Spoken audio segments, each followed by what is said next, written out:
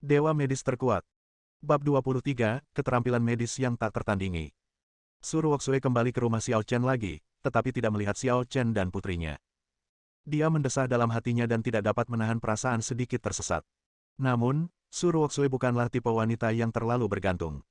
Dia membersihkan meja tanpa suara, lalu meninggalkan pesan teks untuk Xiao Chen. Aku sudah membereskan meja. Aku akan kembali sekarang. Apa yang tidak disangkanya adalah dalam waktu 2 detik, ponselnya menyala lagi, dan pesan teks Xiao Chen telah tiba. Menerima. Su Ruoxue sangat gembira. Dia menyipitkan matanya dan mengirim pesan teks lainnya. Kalian mau tidur siang? Ya. Xiao Chen selalu berbicara singkat, tetapi dalam hati Su Ruoxue, membalas pesan teksnya sudah merupakan kegembiraan yang luar biasa. Kalau begitu, kalian istirahatlah dengan baik. Terakhir kali kau bilang padaku bahwa kau ingin mencari sekolah untuk Ziyi. Aku meminta seseorang untuk bertanya. Aku akan mengirimkan informasinya kepadamu saat aku kembali. Setelah menerima pesan teks itu, Su Ruoxue merasa sangat nyaman.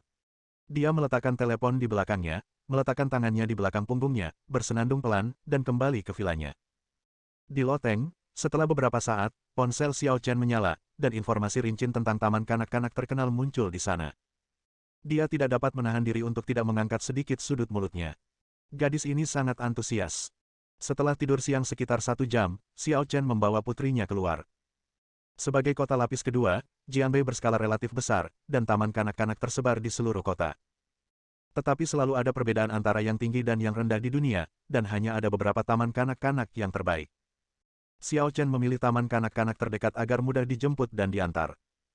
Ketika Xiao Ziyi pertama kali datang ke taman kanak-kanak, dia tampak sangat gugup.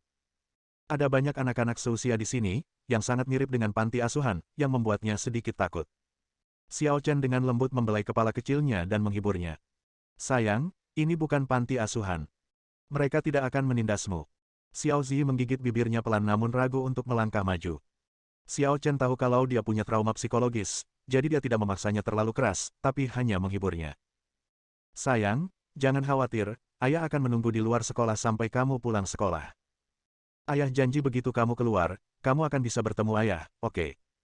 Setelah mendengar ini, Xiao Ziyi mengangguk dengan enggan. Xiao Chen menghela napas lega. Dia enggan meninggalkan putrinya, tetapi Xiao Ziyi harus menjalani hidupnya sendiri. Hanya dengan bergaul dengan orang-orang seusianya, dia bisa perlahan-lahan keluar dari bayang-bayang dan tumbuh lebih sehat. Ini adalah hal-hal yang tidak akan pernah bisa dia berikan kepadamu. Kamu baik sekali. Ayah janji kalau kamu pulang sekolah, ayah akan mengajakmu membeli makanan enak, oke? Xiao Ziyi, seorang pecinta kuliner kecil, merasa lebih bahagia ketika mendengar tentang makanan. Xiao Chen mengusap kepala kecilnya dan berkata sambil tersenyum. Ayo, ayo masuk. Xiao Chen membawa putrinya dan memasuki taman kanak-kanak, dan penjaga keamanan di pintu segera mengikuti. Halo, Pak. Saya belum pernah melihat Anda sebelumnya. Apakah Anda orang tua murid di taman kanak-kanak kami? Xiao Chen menggelengkan kepalanya. Tidak, saya di sini untuk mendaftar bersama anak saya. Jadi begitulah adanya, kalau begitu ikutlah denganku. Petugas keamanan itu sangat sopan dan menuntun Xiao Chen dan putrinya ke sebuah kantor. Direktur Li, orang ini ada di sini untuk mendaftar. Sutradaranya adalah seorang wanita berusia 30-an, berdandan tebal, dan tampak seperti selebriti internet. Tetapi kondisi keluarganya seharusnya cukup baik, dan temperamennya bukanlah sesuatu yang dapat dengan mudah dibandingkan dengan selebriti internet. Ketika dia mendengar Xiao Chen ada di sini untuk mendaftar, dia langsung berdiri dan menyambutnya dengan senyuman. Halo, silakan duduk. Dia mengundang Xiao Chen dan putrinya untuk duduk di sofa dan menuangkan 2 cangkir teh untuk mereka. Bolehkah saya bertanya nama Anda, Tuan? Nama belakangnya Xiao, nama pemberiannya Chen. Bagaimana kamu tahu tentang taman kanak-kanak kita? Apakah itu diperkenalkan oleh seorang kenalan? Seorang teman memberi saya informasinya, jadi saya datang untuk melihatnya. Jadi begitulah adanya. Direktur Li mengangguk, lalu tersenyum dan berkata lagi. Kalau begitu, ketahuilah bahwa taman kanak-kanak kami adalah lembaga yang mengkhususkan diri dalam pendidikan anak usia dini yang bermutu tinggi. Uang bukan masalah. Sebelum Direktur Li selesai berbicara, Xiao Chen berbicara terlebih dahulu, dan senyum Direktur Li menjadi semakin cerah. Kalau begitu, sepertinya Anda tidak punya beban keuangan. Pertama-tama, saya akan memberitahu Anda peraturan taman kanak-kanak kami untuk menerima anak-anak. Secara umum, kami harus mengikuti tes prasekolah. Selain itu, Anda harus memberikan semua surat keterangan kesehatan anak Anda, termasuk akta kelahiran, surat keterangan vaksinasi, dan surat keterangan pemeriksaan fisik. Xiao Chen menggelengkan kepalanya. Aku tidak punya satupun. Direktur Li tertegun sejenak, lalu tersenyum canggung. Tuan Xiao, jangan bercanda denganku, oke? Kebanyakan anak-anak memiliki hal-hal seperti ini. Xiao Chen menegaskan sekali lagi. Saya tidak punya ini, tetapi saya dapat menjamin bahwa anak saya sehat. Ekspresi Direktur Li berangsur-angsur menjadi serius. Maaf, Tuan Xiao, saya tidak percaya bahwa anak Anda sehat hanya berdasarkan pernyataan sepihak Anda. Tentu saja, saya tidak bermaksud apa-apa lagi, tetapi kami memerlukan surat keterangan dari rumah sakit agar kami dapat merasa tenang. Xiao Chen berpikir sejenak. Tidak sulit untuk mendapatkan dokumen-dokumen ini untuk Xiao Zi, tetapi akan memakan waktu setidaknya beberapa hari. Sekarang adalah waktu yang tepat karena sekolah baru saja dimulai. Semua orang tidak saling mengenal, jadi Xiao Zi dapat lebih menyatu dengan kelompoknya. Setelah memikirkan hal ini, Xiao Chen berbicara lagi. Keahlian medis saya tidak ada duanya di dunia. Jika putri saya menderita penyakit menular, saya akan lebih tahu daripada rumah sakit itu. Wajah Direktur Li tak dapat menahan diri untuk tidak berkedut hebat. Bukankah Xiao Chen terlalu tidak tahu malu? Siapakah yang mengatakan bahwa dirinya tak terkalahkan di dunia? Dan di bidang medis. Ilmu pengobatan zaman sekarang sudah sangat maju, sekalipun Hua Tuo masih hidup, mungkin dia tidak akan bisa berkata bahwa dirinya tak tertandingi di dunia, bukan? Orang ini mungkin ada yang salah dengan otaknya. Sambil mendesah, wajah Direktur Li kembali serius. Tuan Xiao, jangan bercanda lagi. Kita semua sangat sibuk, jadi jangan buang-buang waktu. Xiao Liu, ajak kami berkeliling. Setelah dia selesai berbicara, dia berdiri dan pergi, bersiap untuk berjalan kembali ke mejanya, sementara petugas keamanan di pintu masuk dengan marah. Dia pikir dia bisa mendatangkan pelanggan, tapi tak disangka, ternyata orangnya bodoh. Saya kira kepala sekolah akan memberi saya kuliah nanti. Memikirkannya saja membuatku marah. Tetapi saat dia baru saja melangkah masuk ke kantor dan hendak menarik Xiao Chen berbicara dengan ringan. Aku bisa membuatmu hamil. Begitu kata-kata ini keluar, tubuh Direktur Li langsung bergetar. Dia tiba-tiba berbalik, membelalakkan matanya, dan menatap Xiao Chen dengan tak percaya. Tetapi Xiao Liu tidak dapat menahannya sama sekali. Bajingan ini, seolah-olah masalahnya tidak cukup serius, malah menggoda direktur. Jika direktur menyalahkannya, bukankah dia akan kehilangan pekerjaannya? Omong kosong apa yang kau bicarakan, bocah nakal. Beraninya kau menggoda kepala sekolah. Percaya atau tidak, aku akan menghajarmu sampai mati. Bab 24 Kamu tidak cukup baik untuk putriku. Melihat Xiao Liu hendak melangkah maju dan mencengkeram keras Xiao Chen, Direktur Li tiba-tiba berteriak. Xiao Liu, mundur. Ah! Xiao Liu tidak dapat menahan diri untuk tidak tercengang, dan kepala sekolah Li mengangkat alisnya sedikit. Sudah kubilang mundur, apa kau tuli? Wah! Meskipun Xiao Liu bingung, karena Direktur Li telah berbicara, dia tidak berani untuk tidak berhenti. Setelah Xiao Liu melangkah mundur, Direktur Li menatap Xiao Chen dan berbicara lagi. Apa yang baru saja kamu katakan? Xiao Chen tersenyum tenang, matanya dipenuhi keyakinan yang tak terlukiskan. Direktur Li mendengarnya. Direktur Li menarik napas dalam-dalam. Hanya keluarganya yang tahu tentang ketidaksuburannya. Hanya sedikit teman-temannya yang tahu tentang hal itu karena dia selalu mengklaim bahwa dia tidak menginginkan anak demi karirnya. Namun, dia tidak akan takut dengan kata-kata Xiao Chen, karena bahkan anggota keluarga mungkin membocorkan rahasia mereka. Apakah Anda sudah menyelidiki saya? Xiao Chen melirik Direktur Li. Hanya dengan pandangan ini, Direktur Li merasa seolah-olah tidak ada yang disembunyikannya di depan Xiao Chen. Kamu pasti terluka saat berusia 8 tahun dan jatuh ke air dingin. Racun dingin di tubuhmu telah terkumpul selama lebih dari 20 tahun. Saat berusia 12 tahun, tulang rusuknya pasti patah. Dilihat dari seberapa parah cederanya, kemungkinan besar itu disebabkan karena bersepeda.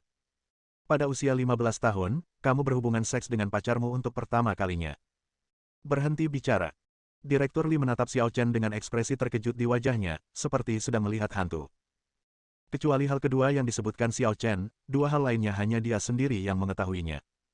Sama sekali tidak ada seorang pun di dunia ini yang mengenal mereka.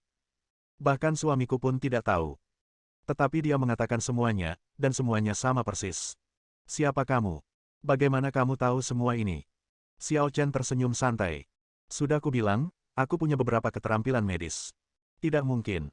Bahkan jika kamu seorang dokter, kamu tidak akan sekuat itu.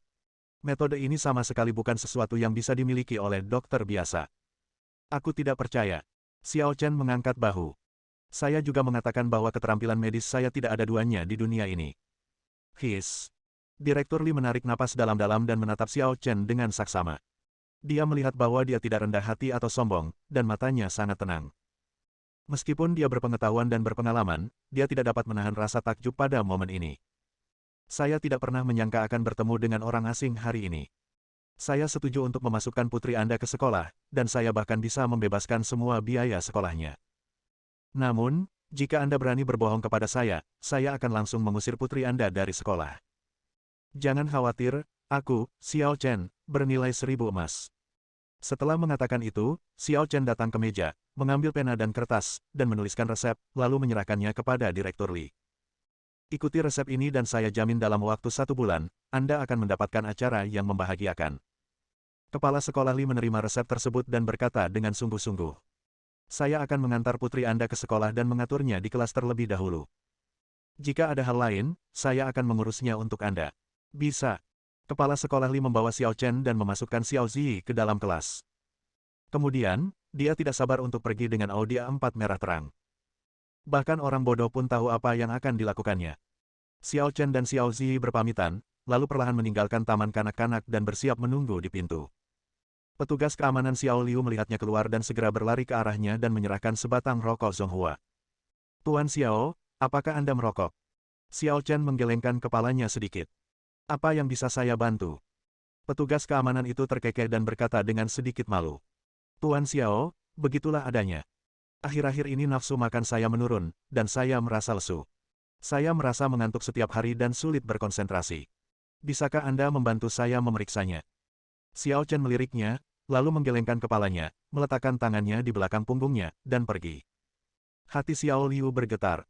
Apa artinya ini? Dia segera mengejarnya. Tuan Xiao, jangan bercanda denganku. Apakah aku sudah tidak punya harapan? Tidak. Xiao Chen berkata dengan tenang. Jika kau ingin hidup lebih lama, tinggalkan Ijima lebih awal.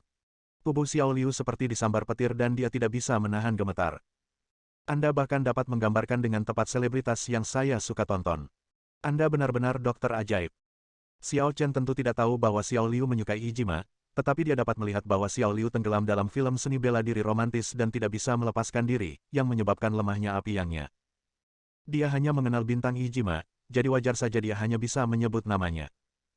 Sesampainya di luar taman kanak-kanak, Xiao Chen berencana untuk mencari kedai teh untuk duduk sebentar dan menunggu putrinya selesai sekolah, tetapi begitu dia melangkah keluar pintu, sebuah Mercedes-Benz S perlahan berhenti di depannya. Jendela mobil meluncur turun, menampakkan wajah setengah baya, yang alisnya agak mirip dengan Su Ruoxue. Apakah kamu Xiao Chen? Saya. Xiao Chen berbicara dengan ringan, dan pihak lain mendengus tidak senang, lalu berbicara lagi. Ikutlah denganku, ada sesuatu yang ingin kukatakan padamu. Xiao Chen berkata dengan acuh tak acuh. Jika kamu membiarkanku pergi, apakah aku akan pergi? Pria parubaya itu mendengus dingin dan berkata. Ini tentang Su Ruoxue. Xiao Chen sedikit mengernyit, lalu duduk di kursi belakang mobil. Mobil langsung melaju dan tiba di kafe terdekat. Keduanya keluar dari mobil dan langsung menuju kursi di toko dan duduk. Dengan penglihatanmu, kau seharusnya bisa tahu siapa aku. Xiao Chen mengangguk. Ayah Su Ruoxue. Bagus. Ayah Su menjawab dengan ekspresi bangga di wajahnya. Seketika dia berbicara lagi. Ruoxue adalah putriku yang paling berharga. Di saat yang sama, dia juga merupakan keturunan yang paling menjanjikan dari keluarga Su kita. Dia sangat penting bagi keluarga Su. Apa hubungannya itu denganku? Xiao Chen bicaranya tenang, tetapi hal itu menimbulkan sedikit amarah dari ayah Su. Tidakkah kau tahu bahwa kau telah melewati batas? Ini benar-benar lelucon. Aku adalah ayah kandung Ruoxue. Apa maksudmu dengan melewati batas?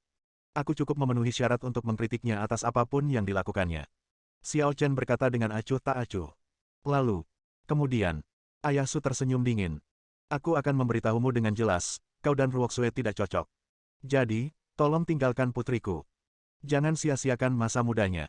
Xiao Chen sedikit mengangkat kelopak matanya, mengambil secangkir teh dari meja, menyesapnya, dan berkata perlahan. Dia dan aku hanya berteman. Kau terlalu khawatir. Ayah Su mencibir lagi dan menatap Xiao Chen. Kenapa? Kamu tidak sanggup berpisah dengan gadis cantik dan kaya ini. Aku tahu masalah ini tidak akan bisa diselesaikan dengan mudah. Untungnya, aku sudah mempersiapkan diri dengan baik saat datang ke sini.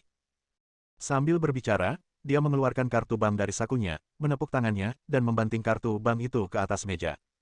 Ada 1 juta di kartu ini. Tinggalkan putriku dan itu akan menjadi milikmu. Bersambung.